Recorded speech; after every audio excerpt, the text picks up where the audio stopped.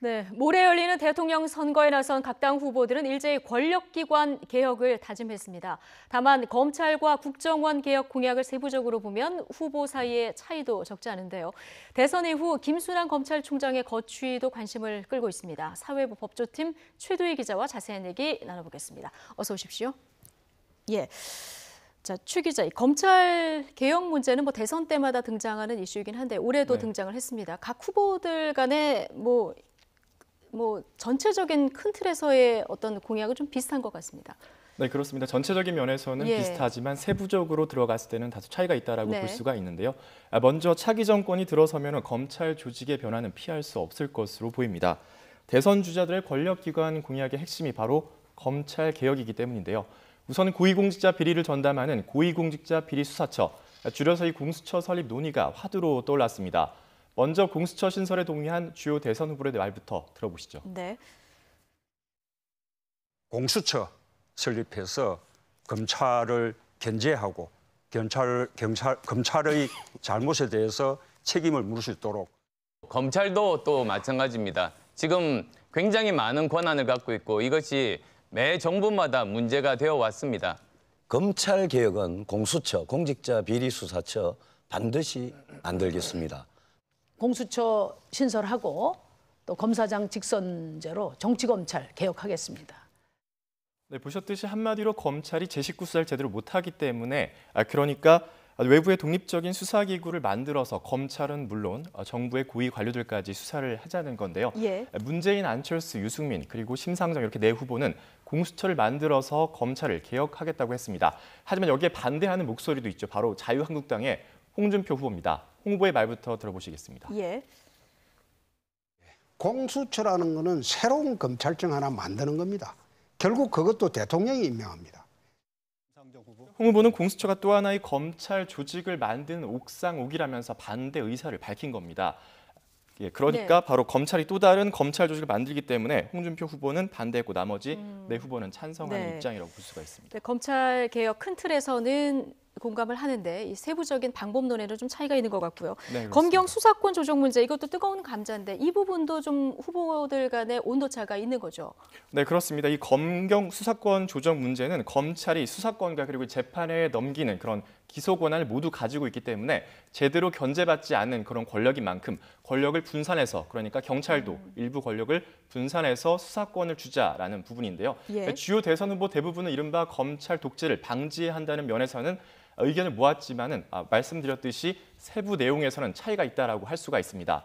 먼저 문재인 후보는 수사권은 경찰이 갖고 검찰은 기소권과 공소 유지를 위한 보충적인 수사권만 갖는 방안을 제시했습니다. 그리고 홍준표 후보는 경찰에 독자적인 영장 청구권을 줘서 검경이 상호 감시하는 체계를 만들겠다고 하는 등 검경 수사권 조정에 적극적인 모습입니다.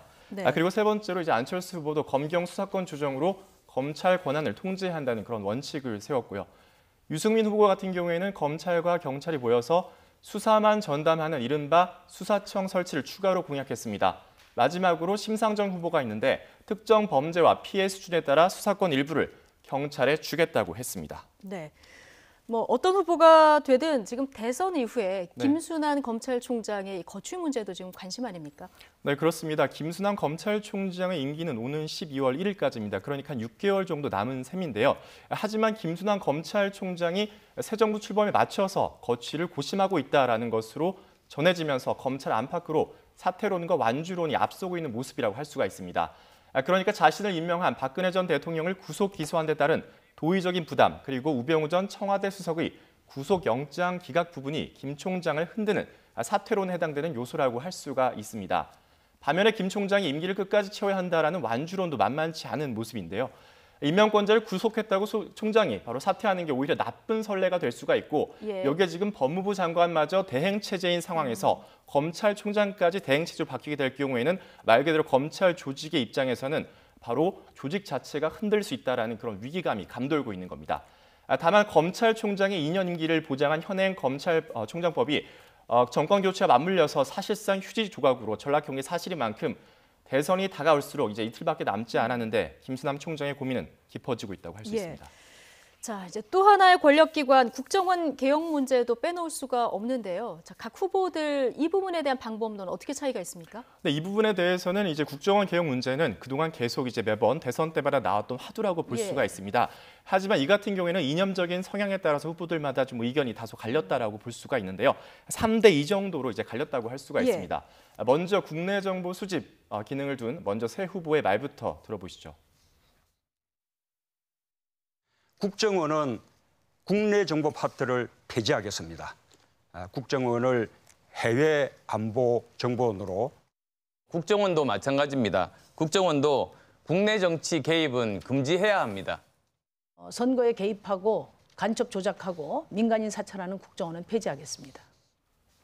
네, 앞서 보셨듯이 우선 문재인 후보는 국정원의 국내 정보 수집 업무를 완전히 없애고 그리고 대북, 해외 안보 등을 전담하는 그런 해외 안보 정보원으로 개편하겠다라고 했습니다. 안철수 후보도 국정원의 국내 정보 수집 업무를 전면적으로 폐지하고 대신에 경찰 산하의 안보 수사국을 새롭게 만들어서 대공 수사에 대응하겠다는 입장입니다. 마지막으로 심상정 후보 같은 경우에는 국정원을 해외 정보원으로 개편하고 민간인을 사찰하는 국정원을 아예 폐지하겠다면서 강력한 개혁의 필요성을 강조했습니다. 예. 하지만 이제 보수 성향으로 분류되는 나머지 두 후보 같은 경우에는 이제 국내 정보 수집 기능을 남겨둬야 한다라면서 이 부분에 대해서 반대하는 그런 입장을 보였는데요. 예. 두 후보의 말부터 들어보시겠습니다. 저는 오히려 종북 세력을 색출하기 위해서 국내의 그 보안 수사 기능을 강화해야 된다고 저는 생각합니다. 국정원의 경우에 국내 정보 수집을 못하게 하는 것은 이 남북 분단 현실에 그거는 말이 안 됩니다. 네, 보셨듯이 홍준표 후보 같은 경우에는 오히려 국정원이 대북 기능과 대공 수사 기능을 강화해야 한다는 입장입니다. 앞서 보셨던 세 후보와는 반대되는 입장이라고 할 수가 있는데요. 그리고 유승민 후보 같은 경우에는 남북 대치 상황에서 국정원에 대한 국내 수집 업무의 전면 폐지가 있을 수 없다면서 국내 정치 관여를 금지하는 정도에서 개혁해야 한다고 밝혔습니다. 예. 자, 그리고 법원 개혁 네. 부분도 빼놓을 수가 없는데 이 부분은 좀 배경 설명이 필요할 것 같습니다. 이 법원 행정처, 대법원 산하인데요. 이 네. 법원 행정처의 권한 남용 때문에 좀 시끌시끌하지 않았습니까? 이게 지금도 현재 진행형인 거죠? 네, 그렇습니다. 지금 다소 소강 상태라고 볼 수도 있지만 지금까지도 예. 현재 진행형인 이슈라고 할 수가 있습니다. 먼저 시간을 거슬러 올라가면 지난 3월에 법원 산하의 국제인권법 연구회라는 곳이 있는데요. 이곳에서 전국 법관 등을 상대로 해서 사법 독립과 그리고 법관 인사제도에 대해서 설문조사를 실시했습니다. 그리고 이 설문조사 결과를 가지고 이제 학술 행사를 열기로 했는데 이 학술 행사를 저지하려고 했다라는 게 바로 의혹의 핵심이라고 할 수가 있습니다. 예. 진상조사위까지 꾸려서 이제 대법원에서 조사를 벌인 끝에 지난달 일부가 사실로 드러났습니다. 그래서 법원 행정처장이 조사 결과를 수용하겠다면서 고위 법관을 인사조처했지만 일선 판사들의 반발은 지금도 거센 상황이다 이렇게 할 수가 있습니다. 예. 그래서 이제 지난달 25일에 서울 동부지방법원에서는 판사들이 의견을 개진하는 제도인 판사회의를 처음으로 열었는데요. 이어서 전국의 다른 법원들에 이어서 오는 15일에는 이제 국내 최대죠. 전국에서 최대 규모라고 할 수 있는 서울중앙지방법원에서 단독 판사들이 회의를 열고 대책을 촉구하기로 했습니다. 예. 그래서 이제 회의 결과를 지금 당장 속단하기는 어렵지만 대선이 끝나고 15일에 판사회의 결과에 따라서 이 사건이 바로 사법파동으로 번질지 아니면은 진정 국면으로 접어들 것인지가 결정될 것으로 보입니다. 네. 자, 이런 상황 속에서 이제 법원은 삼권 분립의 한 축이기 때문에 그럴까요? 이게 검찰 개혁 공약만큼 좀 구체적이지는 않은 것 같습니다.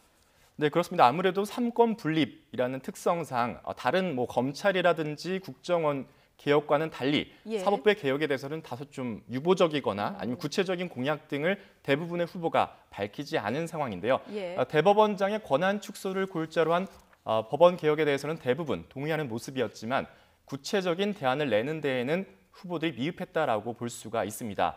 문재인 후보 같은 경우에는 사법부의 독립성을 해치지 않는 선에서 개선해야 한다는 입장인 것으로 전해졌고 안철수 후보 같은 경우에는 사법부 독립을 위해서 대법관들이 대법원장을 뽑는 호선제와 대법관수 증원 등을 바로 공약으로 제시를 했습니다. 세 번째로 유승민 후보 같은 경우에는 대법원장 권한을 일정 정도 축소해야 한다라는 입장을 밝혔고 심상정 후보가 가장 구체적으로 공약을 제시했는데요. 대법원장의 대법관 추천을 폐지하고 대법관 후보 자격을 다양화하는 등 구체적인 방안까지도 제시했습니다. 예. 마지막으로 홍준표 후보 같은 경우에는 대법관들 사이에 여성 대법관의 다양화 그런 필요성 부분에 대해서는 공감을 했지만 구체적으로 대법원장의 권한 축소 부분에 대해서는 별다른 입장은 밝히지 않았습니다. 예. 권력기관 개혁 부분 후보들마다 구체적인 여러 가지 공약을 내놓고 있습니다만은 누가 대통령이 되든 이제 실천이 가장 관건이 아닐까 생각이 듭니다. 최도희 기자였습니다. 수고하셨습니다.